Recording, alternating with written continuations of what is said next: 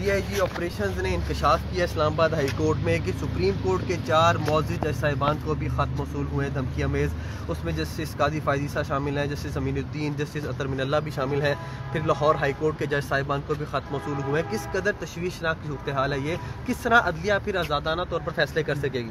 بسم اللہ الرحمن الرحیم. دیکھیں, سب سے پہلے تو آج آپ ساتھیوں نے بھی دیکھا کہ جج صاحبان نے بہت زیادہ برہمی کا اظہار کیا اندر, اور DIG آپریشنز کو جن کا نام بخاری ہیں ان کو ٹھیک ٹھاک انہوں نے سرزنش کی, اور یہ بات کہی کہ آپ لوگ اور پولیس فورس اسلام آباد کی صرف چوکیوں پہ لوگوں کو تنگ کرنے کے لیے کھڑی ہوئی ہے.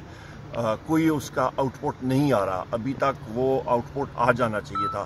یا کوئی پاؤڈر وصول ہوا تو اس پہ انویلوپس پہ ایک کامن سینس کی بات ہے کہ آپ الٹرا وائلٹ لائٹ استعمال کر کے فنگر پرنٹ انالیسس کریں اس خط کی. اس پہ جن لوگوں نے ہاتھ لگایا اس کا پتہ لگ جاتا ہے. انویسٹیگیٹو سکلز ہوتی ہیں اور CCTV کیمراز ہوتی ہیں, بہت ساری چیزیں ہیں انویسٹیگیشن میں جو کہ آپ چیک کر سکتے ہیں.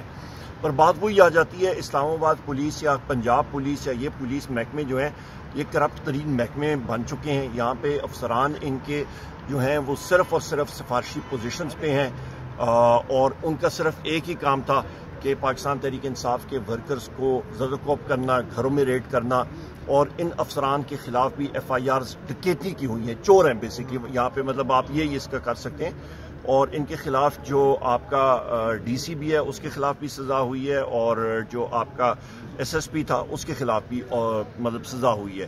تو یہ تو حال ہے پولیس کا. تو ان سے کوئی اچھی توقع کرنا پولیس فورس کی, میرا خیال ہے یہ وہ کہتے ہیں بڑی ایک آپ سمجھیں کہ خوش فہمی میں مبتلا ہوں گے. ان سے کوئی اچھائی کی آپ توقع نہیں کر سکتے ہیں, کیونکہ سفارشی زیادہ افسران یہاں پہ بیٹھے ہیں, پہلی بات. دوسری بات, اہم بات یہ ہے کہ یہ پاؤڈر لانا یا یہ دھمکی آمیز چیز ہوتی ہے. آپ کو یاد ہے امریکہ میں بھی ایسی چیز ہوئی تھی, ان کے مختلف کورٹس میں سسٹم میں وہاں پہ گئی تھیں یہ چیزیں, اور انہوں نے دنوں میں وہ کیس جو ہے وہ کریک کر لیا تھا, اور وہ چیز ابھی تک یہاں پہ نہیں ہوئی. یہ ایک دھمکی آمیز جو خطوط ملی ہیں جسٹس صاحبان کو, اس کی ہم لوگ مذمت کرتے ہیں. بالخصوص اسلام آباد ہائی کورٹ جس وقت یہاں پہ ہم لوگ موجود بھی ہیں, یہاں کے 6 جسٹس صاحبان نے خط لکھا تھا سپریم جوڈیشل کاؤنسل کو اور چیف جسٹس آف پاکستان کو کہ ان کے گھر میں ان کے بہنوئی کو, ان کے خاندان کے لوگوں کو زد و کوب کیا گیا, ان کو دھمکی آمیز کیا, ان کو بلکہ ٹارچر کیا گیا.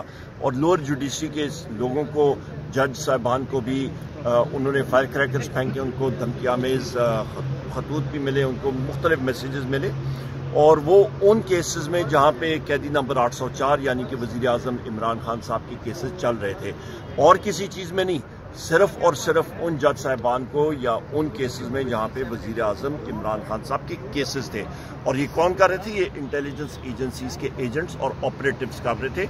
اس چیز کو پاکستان کی جو آپ کانسٹیٹیوشنل ہسٹری میں یہ چیز نہیں ملتی, پاکستان کی آئینی تاریخ میں, پولیٹیکل تاریخ میں چیز نہیں ملتی, اور اس نے ملک کی ریاست کی بنیادیں ہلا کے رکھ دی ہیں. کوئی مطلب کوئی بھی عزت والا معاشرہ ہوتا تو اب تک دنیا